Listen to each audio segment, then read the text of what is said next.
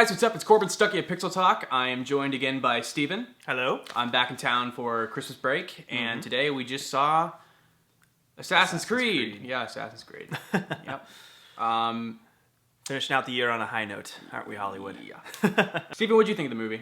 I thought it wasn't great. It wasn't terrible. Yeah, it wasn't. It just was. I mean, to me, it felt like an episode of NCIS. Like, you feel like you don't really gain anything from it. It's just another thing out there. Yeah, exactly. It's just like, I mean, you watch it because, like, you'll have time to kill on an airplane or something. Like, it really doesn't seem like the kind of movie that you would be excited for. It's just like, I mean, it's just there. Like, yeah. I don't know how else to describe it. Like I was saying earlier, the movie isn't. It's okay. It's not good. It's not bad. It's in the middle. It's very bland. I wouldn't say that it's an Uwe Boll movie. I would say it is the better video game adaptations out there. You don't really have a whole lot to live up to. Exactly. Yeah, but overall, judging the movie on its own as a movie, it's still really bland. And if you haven't played the video games, I don't think you're really going to enjoy this movie. And I think that's like a problem with like a lot of video game adaptations out there, is that if you haven't played the game, you can't really enjoy the film. Because like when you've played the games and you're watching a movie, you can point out certain things like, oh, they did that like in the game. But like if you're watching it by yourself as an audience member, it's like, I don't understand why they put that in there. Because like I have played Assassin's Creed. I really enjoy those games for like the parkour and the action of those games. But I'm able to like think from different points of view. I'm able to think as like, you know, a fan and a regular audience member. And I was thinking to myself, as, you know, sometimes as an audience member, like some people wouldn't be able to get those references because they probably wouldn't have like been able to play the game, you know? So that's kind of like what I took from it, really. And like I said, it's not bad. It's just, it's not anything like special. And I was really wanting it to be special, and it really wasn't. Like, to nitpick on a couple of things, I mentioned this to you right as we left the theater, but the character development is virtually non-existent. Like, the relationships between the characters is not really emphasized. Especially towards the end of the movie when they all have to work together, it just seems like it's really forced. And it's like, I mean, you don't develop like empathy, or you don't really get to where you care about the characters, which is one of the best parts of movies. And I don't know, it just felt all really forced to me. Another problem I had was the action sequences. 99% of the action sequences in this film were basically like, you know, dream sequences. Like, they're things that he's seeing, but they're not actually happening. right. Which to me felt like kind of a ripoff, because I mean, it's marketed as like, you know, this intense action movie with all these like, you know, awesome stunts and all this stuff. And while that did happen, it's not happening in real time with relation to the film itself. Well, the thing is, though, that is the point of the Assassin's Creed like video games. Is like, this is like a person who goes into this machine called the Animus, and they experience the memories of their ancestors, and like that is kind of the point of the like the game. Shows how much I know, how much I've played Assassin's Creed. Yeah, like you told me that you only played like a couple games, right? Yeah, I haven't like played it very much. But at all. that is like sort of a problem with the movie itself. Like I understand like that is like the plot of the games, but as the movie that we got today, it was almost like we were watching two different movies. And I understand that that's what you have to go for, because that is in the Assassin's Creed games, but that doesn't work well for a movie. Like, it doesn't. I understand they had to put it in there, but it was very just...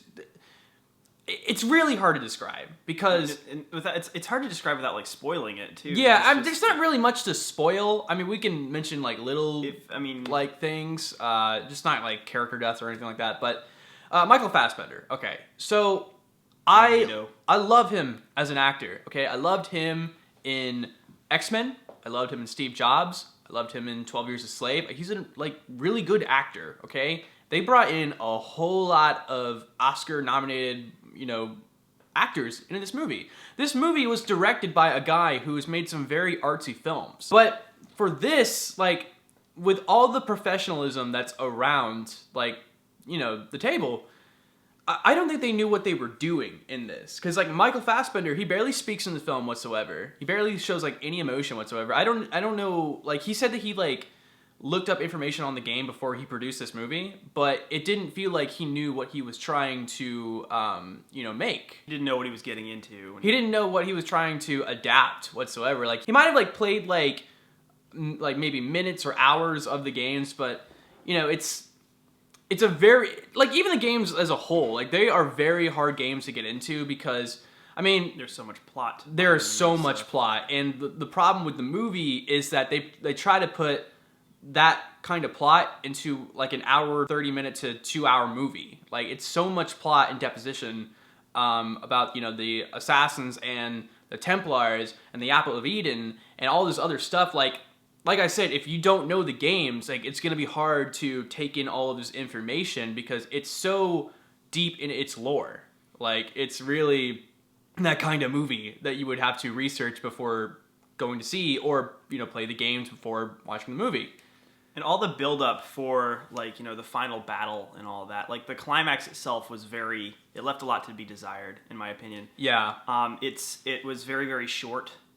And in my opinion, it didn't make a whole lot of sense. Just because I mean, it's going to be hard to describe that without spoiling it. But it seems like it happens and then it's just gone. And exactly. Because as soon as they rolled the credits, I was looking at the screen like, what? That's it? Like, I mean, it just the ending leaves a lot to be desired in terms of loose ends. So I mean for that reason, I really didn't think it was a great way to end the movie. But I mean. Yeah, same. Like, I didn't really like the ending, really. It didn't feel like this movie had, like, a beginning, middle, and end. Like, the whole movie is him going into... It's just the entire movie feels like it's just a build to something that never happens. Yeah, he goes in the Animus, like, 3 times in this movie. Like, it's like, if you know what the plot of the movie is, like, this company called Abstergo, which is pretty much run by the Templars... brings him in for his memories. They want to go into his memories to find this location for the Apple of Eden, and it's present day. Then he goes into the Animus, present day, goes into the Animus, present day, goes into the Animus, present day. Like, it's like, it doesn't feel like there is a beginning, middle, and an end. It just feels like it's stages, like a video game, really. And one thing I will say, like, differences from the game, like, okay, number 1, the Animus is like a bed. Okay, you just lay on it, okay, and then you just get to big robot arm. Yeah, it's like a robot arm that grabs you, and you do actual movement, like mimicking your ancestors' memories, like, and then I think later on in the games it's like a VR helmet. I think they like simplified it a little bit. Simplified it like a word. I think they simplified. I think they simplified it a little bit, like later on in the games, but like. It's a robot arm. Like, you could have just done the bed or whatever. It looks like that robot arm ride from Legoland, California, if you've ever been there, where you're just throws you around and stuff like that. And it seems very strange. I was thinking of Portal, like GLaDOS. I was like, is this hinting that they're gonna do a Portal movie or something? Portal Assassin's Creed crossover. Yeah, I was thinking that. I was like, what is this? And another thing that and this is me talking as a fan. Okay, so. It takes place in the 1400s, okay, and there's a scene where they cut off his finger, because that was a huge thing in the Assassin's Creed games, is you had to cut off the finger so they can use the hidden blades, and yeah, they did that in the game, but that was in the 1100s. That was in the game where Altair was the assassin. In the 1400s, where it was Ezio, they didn't need to cut their fingers off anymore. They found a better way to do that. They found a better way to hide the blades. It comes out of yeah, so they didn't need to cut his finger off. That I mean, I guess they wanted to pay tribute to the games and kind of the lore and everything. But if you think about it timeline wise, you didn't need to cut his finger off. They say that in the game that they figured out a better way, a better solution to have the hidden blade. Also, they mentioned before this movie came out. They mentioned that this wasn't going to be a remake like the game. They mentioned that this was going to be a totally different character. They mentioned that it was going to be taking place in the Assassin's Creed universe, and that it wasn't going to be Desmond Miles. It wasn't going to be Altair.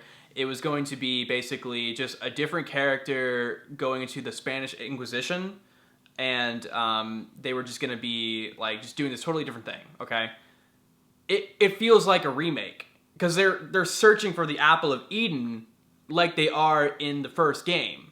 So there's not really much of a change, really. Like, timeline-wise, that doesn't really make any sense. So they should have just stuck with the Desmond Miles storyline instead of, like, picking a totally different character, because that doesn't make sense. Because if it takes place in the same universe as the games, why would they be looking for the Apple of Eden if Desmond Miles already, like, helped out with finding the Apple of Eden? They just remade the game with a totally different character. That's it.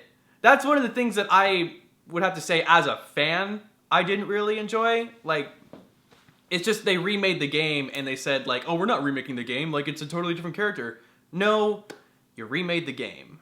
You should have just used Desmond Miles. Any other thoughts on... One more thing. One more thing. Every time when there was a landscape shot...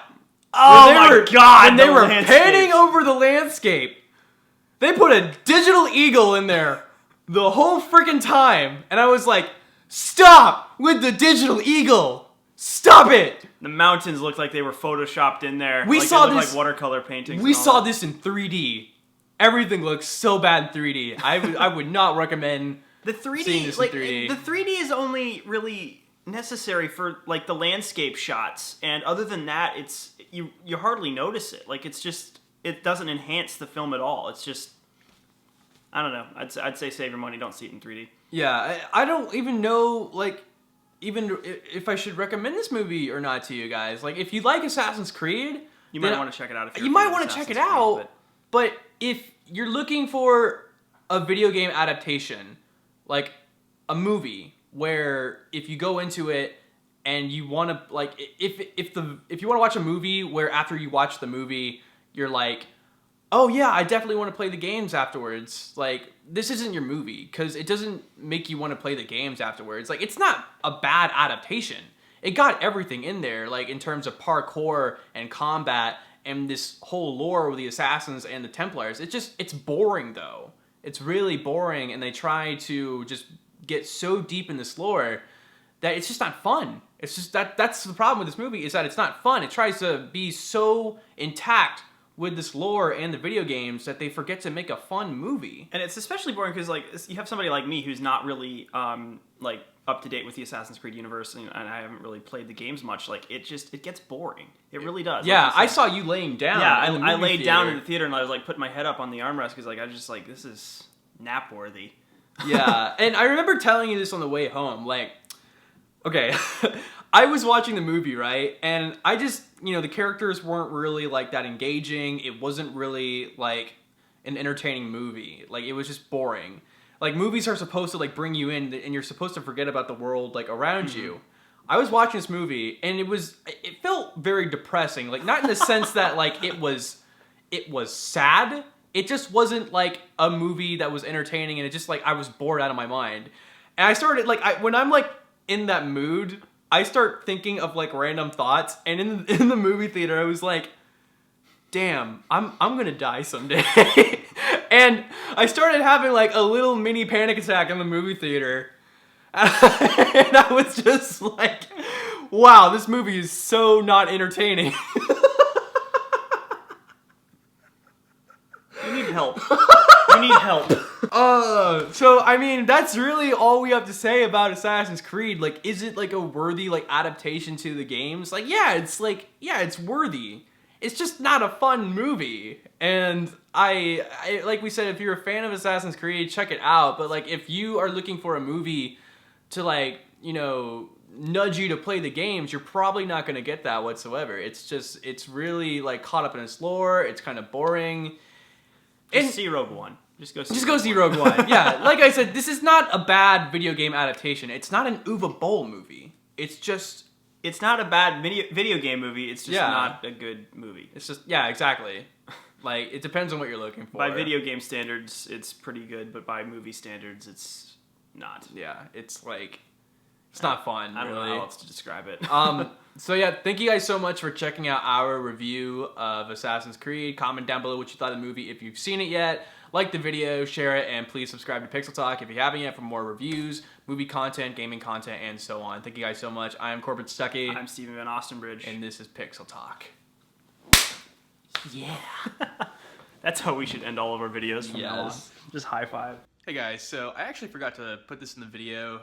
I'm in my pajamas actually, and editing the video right now. But I forgot to mention that we've been having problems with views as of late, and I don't understand what's going on really. There's been a lot of people who have been experiencing stuff like this.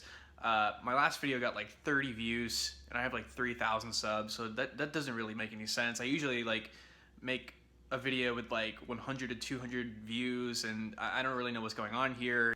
It's just really irritating, and if you guys want to help me out, especially around Christmas time, that was the fridge.